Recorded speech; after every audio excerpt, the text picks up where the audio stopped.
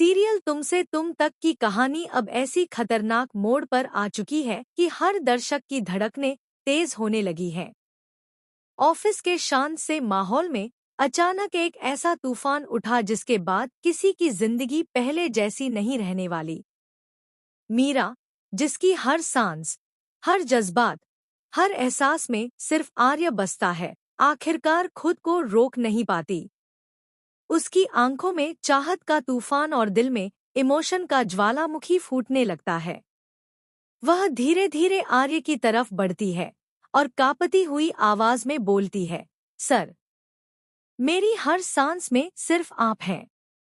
I love you sir, I love you. उसके ये 3 शब्द पूरे माहौल को जैसे एकदम से रोक देते हैं। हवा ठहर जाती है, कमरे का सन्नाटा अचानक चीखने लगता है। मीरा की इस कबूलियत को सुनकर आर्य जैसे पत्थर सा जम जाता है।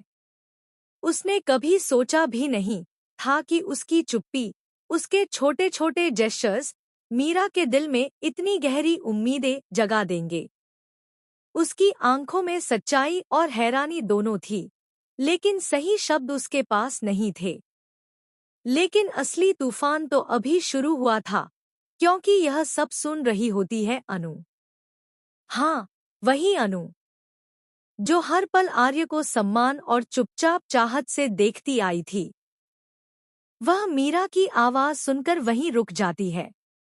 उसके कदम जम जाते हैं, सांसें अटक जाती हैं और दिल अंदर से टूटकर जमीन पर बिखर जाता है। वह खुद को संभाल नहीं पाती और आंसुओं से भरी आंखों को छुपाने के लिए ऑफिस से बाहर भाग जाती है। बाहर आते ही वह बेकाबू होकर रोने लगती है। ऐसा लगता है जैसे उसकी दुनिया उसके सामने ही बिखर गई हो।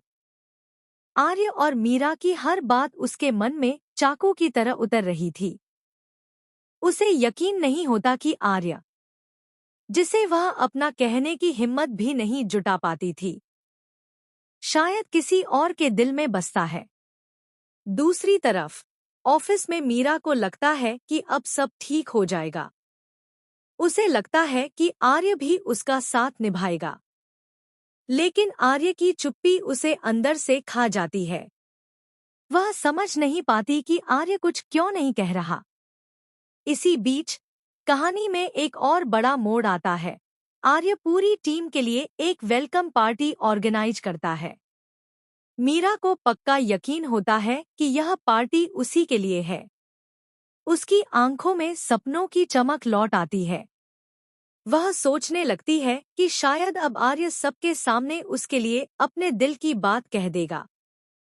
लेकिन किस्मत को कुछ और ही मंजूर था।